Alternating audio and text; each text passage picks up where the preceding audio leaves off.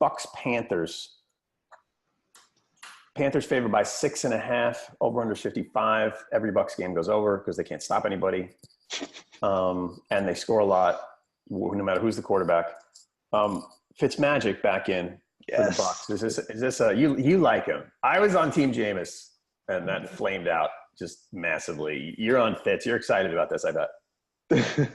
I wrote a column earlier this year, like saying how terrible Fitzmagic was in Cincinnati and everything, how he was just like it was never going to be any good, and now all of a sudden it's like his whole demeanor around him is switched. I do not love this guy, this big beard and like his crazy antics, and it does. I think it does tell you about his makeup when he comes back, when Jameis comes back from suspension and Fitzpatrick goes back to the bench, and then last week he comes back on, throws a couple of touchdowns, gets that team right back into that game, and almost leads them to a victory. That's pretty impressive. And I guess if you are a Bucs fan, that I don't know if that's good or not, honestly. You can't like Jameis Winston playing so badly he gets benched again. This team is a little bit of disarray, even though they do score. But if I'm a Bucs fan, I don't love this new storyline of Fitzmagic. Like, I mean, I love it for in the short term, but like in the long term, what does it mean for the team? I don't think it's very good. It's bad. Yeah, it's bad if you decide James is not your guy and you got to move on. How much money?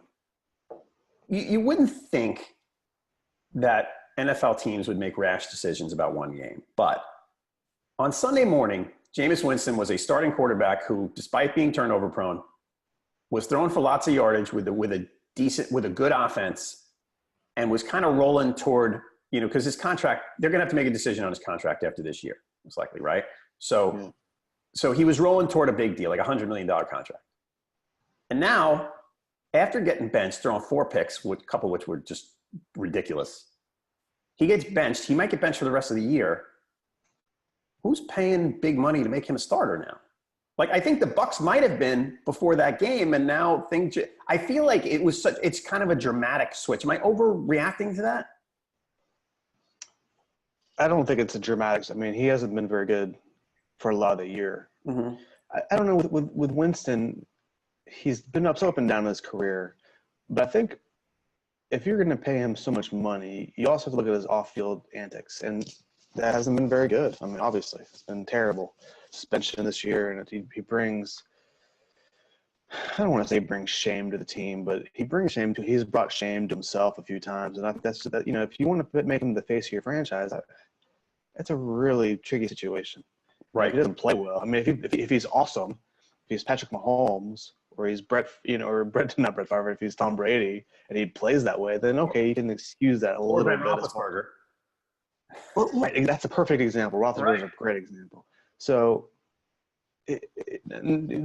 aside from like the morality issue, from a football perspective, you can live with a guy like that if he's really good, leads your team to win. But Winston has not been very good. So, who's going to pay him a lot of money? I mean, he'll have a job in the league. Maybe he'll be a starter somewhere, but I don't see how you can pay that guy 9 figures right at this point. I mean, you're going to pay him more than Case Keenum, right? Your buddy. What's Keenum getting paid? I think he's like 3 years for $50 million or something like that. That's what Blake Bortles got. That's what Blake Bortles got, right? So I'd rather have Winston on my team than Bortles, right? But I don't know if I'd rather have him than Keenum because of the whole picture. I don't know.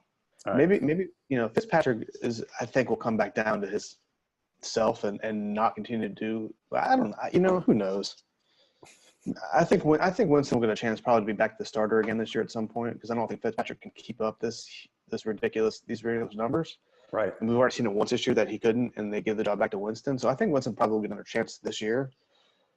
But going into a contract year, going into this huge decision Tampa Bay has to make about him, I don't know, man. But you can't, it's hard to start over if you're the Buccaneers. They put so much effort into Winston, and they're not terrible, so they're not going to be picking up at the top of the draft. They're not going to go 2-14. Right.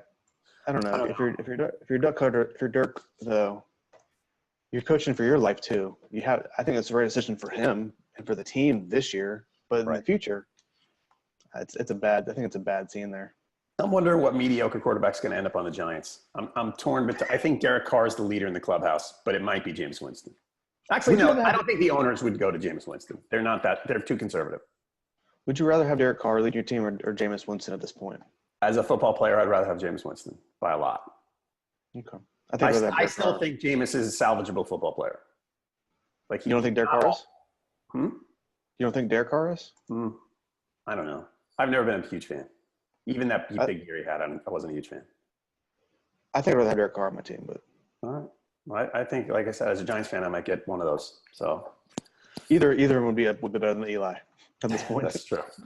All right. So other thing in this game. So the Panthers, Christian McCaffrey, I know he got 2 touchdowns last week. We haven't heard a lot from him production-wise. He had that 28 carry, 180-something yard game a few weeks ago. He's been quiet lately. They've played 3 good run defenses in a row. Now they're not playing one. However, the Bucs look like they're going to get their 2 injured defensive linemen back, Gerald McCoy and Vinny Curry.